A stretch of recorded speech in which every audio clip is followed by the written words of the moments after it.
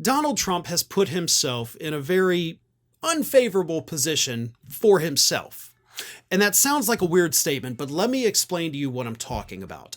Donald Trump has two big issues in his life right now. The first issue is that, of course, he is losing the presidential race to Vice President Kamala Harris. And that is hurting him. It hurts his, chances of not being prosecuted. It hurts his chances of not having power. It's going to hurt his businesses in the long run, too. But on the other hand, he does have a business that he could potentially, in just a couple weeks at this point, pull several $billion out of. But he cannot fix his campaign and save himself in the future without hurting his current company and potentially losing billions of dollars. So the man is stuck between a rock and a hard place. What do I want to do? Do I want to save my campaign? Or do I want these other billions of dollars over here? Because you can't have both. Well, guess what? This past weekend, it became clear that Donald Trump made his decision. And the decision was to effectively return to Twitter. On Sunday, Donald Trump went on a tweeting spree, and I know it's not called Twitter, I know they're not called tweets, but they always will be to me because I'm not going to call it X because that's just stupid. But he tweeted out more in one day on Sunday than he has any other day since the day of the Capitol riot. And by doing so, effectively put the final nail in the coffin for Truth Social. Because what happened is that on Sunday, Donald Trump goes out there and he does this ridiculous, insane posting spree. And I'll read some of those in a moment. But then on Monday, when the stock market opened, do you know what happened? Trump Media and Technology stock, which was already in the toilet, crashed even further, down to about $20 per share. Now, last week it bottomed out at roughly $22, $23 a share. He lost even more. And as the majority shareholder in that company, that cost him millions of dollars. So his decision to go back on Twitter alone for one day cost him millions of dollars. Because the only value that Truth Social, and of course the Trump Media and Technology Group, the only value they have is that was the exclusive place where you could find Donald Trump. If he's not going to be there, or if you can get it from a website like Twitter that actually functions properly most of the time, there's no need for Truth Social. Truth Social becomes irrelevant. So that's why I say Trump had to make the tough choice. Do I make Truth Social irrelevant, get back on Twitter where I know people will see what I say in order to save my campaign, or do I let the campaign die and try to keep Truth Social alive? He went with the campaign. So, as I said, he posted a lot. So here's just a random sampling of some of the crazy things that he put on Twitter on Sunday. At 11:57 a.m. Eastern Time, he wrote, "Who is negotiating for us in the Middle East? Bombs are dropping all over the place. Sleepy Joe is sleeping on a beach in California, viciously exiled by the Democrats, and Comrade Kamala's doing a campaign bus tour with Tampon Tim, her really bad VP pick. Let's not have World War III because that's where we're heading." Okay, no, we're not.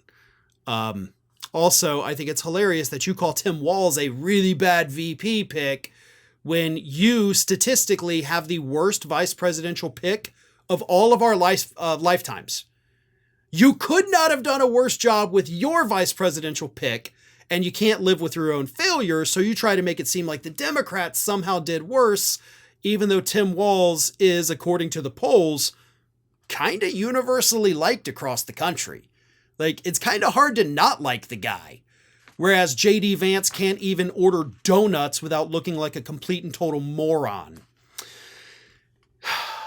11 minutes later, Trump sent out, "November 5th will be the most important day in the history of America." Yes, it will. I agree with you there, because it'll be the day that we finally get rid of you for good. So we won't have to worry about you running again in the future. You can barely run for president today as it is. So yeah, November 5th is going to be an awesome day where we don't have to put up with your crap anymore. So I'm looking forward to it. Then, about an hour later, he tweets out, There will be no future under Comrade Kamala Harris because she will take us into a nuclear World War III. She will never be respected by the tyrants of the world. Yes, because the respect of tyrants is definitely something we want. That's a weird thing to suggest.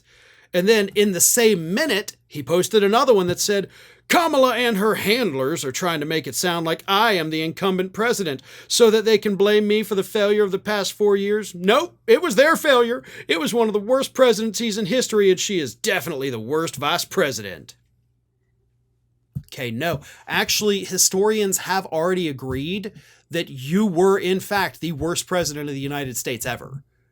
Which is actually pretty remarkable because prior to you, it was actually the last Republican president that was voted the worst president of all time. So George W. Bush is actually getting a bit of a free pass because Trump came along and was even worse. But let's not forget the two people that were voted the worst presidents ever in the history of the United States both came from not just this century, but they were both the only two Republican presidents of this century. So maybe something for people to keep in mind when you go to the polls this year. Every Republican president has been worse than the one before them, and each one has been rated the worst for the last 24 years. Kinda seems important, right? He wasn't done there. Got back on a little bit later and said, if you think things are expensive now, they will get 100 times worse if Kamala gets 4 years as president. Under her plan, Kamala will implement Soviet-style price controls. She will abolish private health care and make California's ridiculous tax policies the law of the land, meaning every American will be taxed up to 80% of their income. If you want more cash and less tax, vote Trump. And that's just a bunch of fake numbers from a shitty salesman.